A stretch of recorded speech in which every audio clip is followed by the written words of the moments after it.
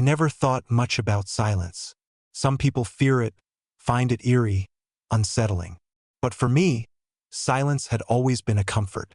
It was the quiet moments after a long day when I could finally breathe, the stillness before falling asleep next to the woman I had loved for over a decade. Silence had never betrayed me, until that night. It was late, later than usual.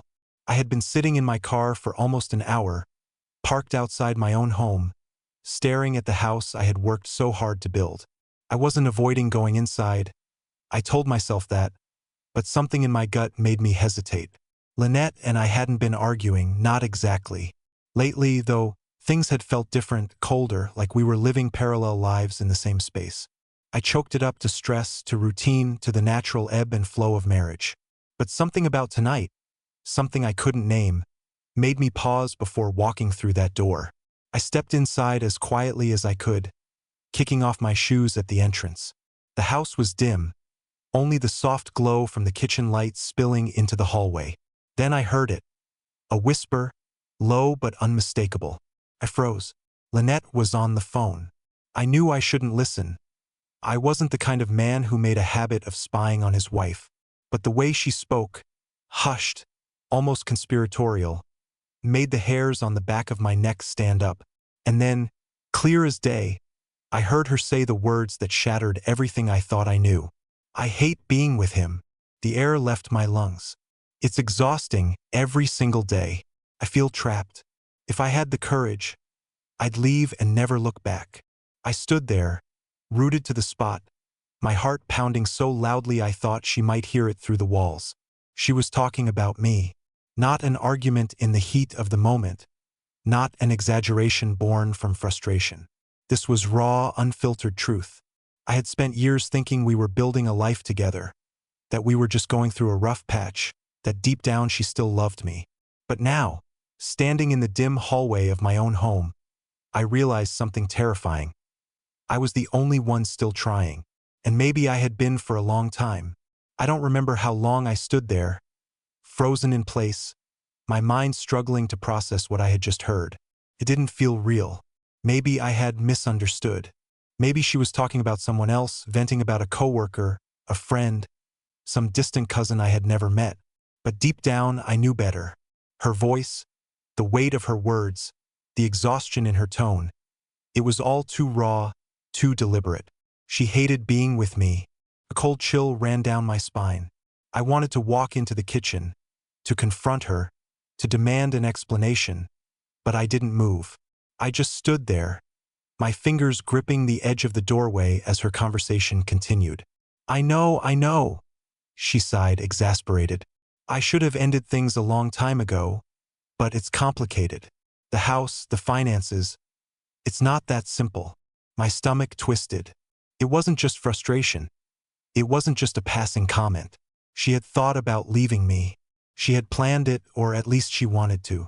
And the only thing keeping her here was convenience. Not love, not commitment, just logistics. I felt like I was suffocating, like the walls were closing in on me. My hands curled into fists, nails biting into my palms as I forced myself to breathe. She kept talking, unaware that her every word was driving a knife deeper into my chest. I just need a little more time, she continued, her voice softer now. I don't want to hurt him. I want to be sure. Be sure? Be sure about what? Whether she could do better. Whether I was worth throwing away completely. My heart pounded so hard it echoed in my ears. I had spent years building a life with Lynette. I had poured everything I had into our marriage, into making her happy. And all this time, she had been weighing her options, deciding whether I was worth the inconvenience of leaving. I turned and walked back toward the front door, my movements mechanical, my body detached from my thoughts. I needed to get out of there, to breathe, to think. I stepped outside and closed the door behind me, the night air hitting me like a slap to the face. It was quiet, the kind of oppressive silence that felt deafening. My legs carried me to my car before I even realized what I was doing. I slid into the driver's seat, gripping the steering wheel so tightly my knuckles turned white. I could have stormed back in there. I could have confronted her, demanded answers, forced her to look me in the eye and tell me the truth. But something in me didn't want to hear it from her lips. I wasn't ready for that. So instead, I did the only thing that made sense in that moment. I started the car and I drove away. I didn't have a destination. I just drove. The hum of the engine and the blur of street lights outside my window were the only things grounding me in reality. My mind raced, looping her words over and over like a song stuck on repeat. I hate being with him. If I had the courage, I'd leave and never look back. I just need a little more time. How long had she felt this way? Was it new? Or had she been living a lie for months? Years? Had I been fooling myself all this time, thinking we were just in a rough patch? I gritted my teeth, gripping the wheel so tightly that my arms ached. The thought of her faking it, of smiling at me during dinner, kissing me goodnight, waking up next to me while secretly resenting every moment, it made me feel sick. I pulled into an empty parking lot behind a closed diner, the neon open 24-hour sign flickering uselessly in the window. I turned off the engine and leaned back against the headrest, exhaling slowly. My hands were still shaking. I had no idea how long I had been driving, how far I had gone. None of it mattered. The only thing that mattered was the gnawing truth I couldn't escape. Lynette didn't love me. Or maybe she did once, but that version of us was long gone. I ran a hand through my hair, my fingers shaking as I tried to gather my thoughts. What was I supposed to do? Go back home, pretend I hadn't heard anything, and just wait for the day she finally built up the courage to leave? Pack a bag and disappear? Let her wake up to an empty house and figure it out on her own? Neither option felt right. Neither option felt like me. I had always been the kind of guy who fought for what he loved. I wasn't perfect, but I didn't give up. But how do you fight for someone who's already decided they don't want you? The realization settled in my chest like a stone. I had already lost. I just hadn't known it until tonight. The idea of confronting her right away felt impossible. If I walked back through that door now, I wasn't sure what I'd say, what I'd do. I wasn't even sure I could look at her without hearing those words echoing in my head. A sudden knock on my window jolted me out of my thoughts. I turned my head sharply, my heart hammering. An older man, maybe in his 60s, stood outside my car, his face lined with exhaustion. His uniform, a faded button-up and a grease-stained apron, told me he worked at the diner. He motioned for me to roll the window down. I hesitated before finally lowering it an inch. "You good, son?" His voice was rough, worn from years of cigarettes or maybe just life itself. I opened my mouth to answer, but no words came out because no, I wasn't good. I wasn't even close to good. But I couldn't bring myself to admit that to a stranger. So instead, I forced a nod. "Yeah, just needed a minute." The man studied me for a long moment before shrugging. "All right, just looked like you were sitting here drowning in something heavy. Figured I'd check." He turned to walk away, but before I could stop myself, I called out, "Hey, you ever been married?" He paused, glancing back at me with something unreadable in his eyes. 32 years, he said finally. "Lost her 2 summers ago." I swallowed hard. Did you ever feel like she was just waiting for an excuse to leave?" The man let out a slow breath, stepping closer to lean against the side of my car. "No," he said simply. "But I knew men who did." I gripped the wheel, waiting. "They all asked themselves the same thing," he continued. "What did I miss? Was it me? Did I change? Or did she? And you know what? None of them ever got a real answer." I exhaled shakily. "So what do you do when you realize the person you built your life with doesn't want to be there anymore?" He sighed, glancing up at the diner's flickering sign. "You make a choice. You either stay and live with the knowing, or you go before they make the choice for you." I sat there in silence, the weight of his words pressing down on me. Maybe deep down I had already made my decision. Maybe I just wasn't ready to face it yet. I sat in that parking lot longer than I should have, long enough for the old man to disappear back inside the diner, long enough for the flickering neon light to start feeling like a heartbeat pulsing against the dark, long enough to wonder how the hell I had gotten here, parked in the middle of nowhere, afraid to go back to my own home. I had always thought I'd see it coming. If Lynette ever stopped loving me, I figured I'd notice the little things. The way she looked at me, the way she touched me, the way she spoke. But now that I replayed everything, I realized the signs had been there all along. They just hadn't looked the way I expected. It wasn't like she had suddenly pulled away. If anything, it was the opposite. She was still present. She still kissed me on the cheek when I left for work, still texted me reminders about dinner or asked if I needed anything from the store. She still slept beside me every night, still laughed at my jokes, still talked about plans for the future as if she actually meant them. And that was what hurt the most. She had been acting, playing a role, pretending for my sake or maybe for hers. And I had bought into it because I wanted to, because I needed to believe that whatever rough patch we were going through was just that. A phase, a temporary lapse in connection, something we'd work through like we always had. But now I knew the truth. She wasn't waiting for us to fix things. She was waiting for the right moment to leave. I gritted my teeth, my jaw tightening as I reached for my phone. My fingers hovered over her contact name. For a split second, I considered calling her, saying I wasn't coming home tonight, forcing her to admit what she had been hiding. But then what? What would that accomplish? A confession wasn't going to change the reality of what I had heard. I didn't need her to say the words to my face. I already knew how she felt. A new thought took root in my mind, one that I hadn't considered until now. If Lynette had been thinking about leaving, then maybe she had already done more than just think about it. My chest tightened at the possibility. What if she had already checked out? What if she was just biding her time while she lined up something else? Someone else? The thought made my stomach turn. I had never been the jealous type, never been insecure in my marriage. But now I had to wonder, was there someone she had been confiding in about me? Someone who was encouraging her, reassuring her that she deserved better? The idea of her with another man wasn't just painful. It was humiliating. I shook my head and forced myself to breathe. Sitting here, letting my mind spiral wasn't going to change anything. I needed to know. Without giving myself a chance to back out, I turned on my car and pulled out of the lot. But I didn't drive home. I drove somewhere else. Lynette had never been careless. If she was hiding something, she wouldn't leave obvious clues. But there were always cracks, tiny details that people overlooked when they thought they were in control of a lie. And I was going to find them. The first place I checked was our shared phone account. It was something we had set up years ago, back when trust had never been a question. I pulled up the records, scrolling through the call logs, looking for anything unusual.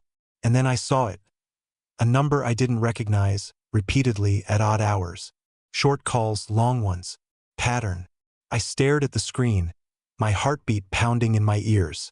My hands felt numb as I copied the number and pasted it into a search bar. No name came up, just a generic mobile carrier. But I didn't need a name because I already knew what this was. This was the proof. The proof that whatever I had with Lynette, whatever I had been holding on to, was already gone. I gripped my phone tightly, staring at the screen as if the answers I needed would suddenly appear. My thoughts were tangled, a chaotic mess of doubt, suspicion, and reluctant acceptance. Every rational part of me wanted to believe I was overreacting, that I was reading too much into something that wasn't there. But my gut was screaming at me that something was very, very wrong. I had always trusted Lynette, even when things had started feeling different, when our conversations had become more shallow, when the warmth in her eyes had slowly faded into something distant. I had held on to the belief that we were just going through a rough patch. Every couple does, right? That's what I told myself. That's what I needed to believe. But now, staring at my phone, at the repeated calls to a number I didn't recognize, the weight of reality settled in my chest like a stone. This wasn't paranoia. This wasn't some irrational fear creeping into my mind because of a bad day. This was real. There was a pattern, a deliberate secrecy, and deep down I already knew what it meant. Still, I hesitated. What if I was wrong? What if I confronted her and she had a perfectly reasonable explanation? What if this number belonged to a friend she hadn't told me about or a work contact? But no matter how I tried to twist the facts to make them fit a comfortable narrative, they didn't add up. Lynette wasn't the type to hide things, and yet, here I was, uncovering something she clearly hadn't wanted me to see. A deep breath filled my lungs, but it did nothing to calm the storm inside me. My fingers hovered over the screen, temptation whispering in my ear. I could call the number right now, hear the voice on the other end. Maybe that would tell me everything I needed to know. But a voice in the back of my head stopped me. No, that wasn't the way to handle this. If I was going to uncover the truth, I needed to be smart. I needed to be patient. My next move couldn't be driven by emotion. I leaned back in my seat, gripping the wheel with both hands as I forced myself to think. If I was right, if Lynette really was hiding something, then tonight would be the night to confirm it. So instead of going home, I made a decision. I was going to wait and see what she did when she thought I wasn't looking. I parked my car a few streets away from our house, the dim glow of the streetlights barely illuminating the quiet neighborhood. The world outside felt eerily still, as if holding its breath for what was about to unfold. My heart pounded against my ribs, a mixture of dread and reluctant determination weighing heavily in my chest. I wasn't the kind of man who played detective. I had never doubted Lynette before, never even thought to question where she went or who she talked to. But now, for the first time in our marriage, I couldn't shake the feeling that I was being deceived. I kept my distance, watching from the shadows as the porch light flickered on. The front door creaked open, and Lynette stepped outside, moving with an ease that made my stomach twist. She wasn't nervous. She wasn't hesitating. She didn't check her surroundings or look over her shoulder like someone sneaking off to do something wrong. She had done this before. That thought nearly knocked the air out of me. She was dressed differently than she had been earlier, no longer in the cozy loungewear she usually wore at home. Now her jeans were perfectly fitted, her blouse casual but stylish, subtle but intentional. She looked good. She looked like someone who was trying to impress. I forced myself to breathe as I watched her lock the door behind her, get into her car, and drive off into the night. A moment of hesitation gripped me. I could turn around right now, go home, pretend I never saw any of this. But then what? Live in blissful ignorance? Continue waking up next to a woman who might not even want to be there anymore? No, I had to know. I started my car, keeping a safe distance behind hers as she made her way through the city streets. She didn't take any unexpected turns, didn't glance in her rearview mirror, didn't hesitate at any intersections. She wasn't being careful because she didn't think she had to be. 15 minutes later, I saw the sign. A hotel. My stomach dropped. I pulled into a parking spot across the street, my hands clenched around the wheel as I watched her park. She stepped out, adjusting her purse strap as she walked with quiet confidence toward the entrance. My chest tightened with every step she took. She didn't pause. She didn't hesitate. She knew exactly where she was going. And then, the final blow.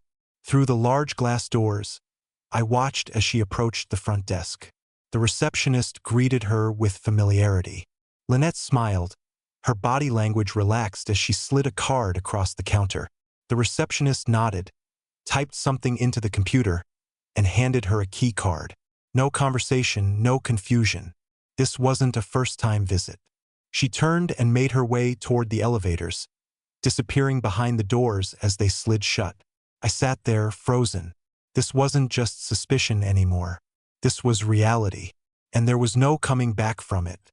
I had never felt so alone in my life. Sitting there in the darkness, watching the woman I had loved for years vanish into a place she clearly felt comfortable in, a place that wasn't ours, was like having the ground ripped out from under me. I felt weightless, unanchored, like nothing in my world was real anymore. I should have been angry, but I wasn't. I just felt done. I wasn't going to storm in there. I wasn't going to make a scene. That's what she expected, wasn't it? A dramatic confrontation, an explosion of emotions, something she could use to twist the narrative. But she wouldn't get that from me. Instead, I turned my car back onto the road, heading home with a calmness that surprised even me. I walked through the front door and stood in the quiet house, letting the reality settle. This wasn't my home anymore. It was just a place I had been living, a place where I had built a future that no longer existed. I didn't pack in a rush. I didn't throw things into a suitcase like I was running from a disaster. No, I packed carefully, methodically, just the essentials. I wasn't leaving with anger. I was leaving with clarity. Once my bag was packed, I sat at the kitchen counter and picked up a pen. Lynette, I know. I heard you. I saw you. And I understand. I won't fight for someone who doesn't want to be here. So I'm making this easy for you. I'm leaving. Don't worry about explanations. I don't need them. I just hoped that whatever you were looking for was worth it. I placed the note on the counter, set my house key beside it, and took one last look around. Then, without a second thought, I walked out. I didn't know exactly where I was going yet. Maybe I'd crash at Oliver's for a while. Maybe I'd drive until I found a place that felt right. But for the first time in a long time, I wasn't holding on to something broken. I was finally free, and that was worth more than anything I had lost. The night air hit my face as I stepped outside, carrying nothing but a duffel bag and a weight I hadn't realized I had been carrying for years. The street was quiet, the world moving on as if nothing had happened, as if my life hadn't just shifted in a way I couldn't have imagined even a day ago. But as I stood there, inhaling deeply for the first time in what felt like forever, I realized something. This wasn't an ending. It was a beginning. I threw my bag into the passenger seat of my car, slid behind the wheel, and started the engine. The low hum filled the silence, grounding me, reminding me that I was in control now. No more waiting, no more hoping for something that had already died. No more pretending that love still lived where only obligation remained. As I pulled away from the house, I corrected myself, her house now. I expected to feel sorrow, regret, doubt. But instead, I felt relief.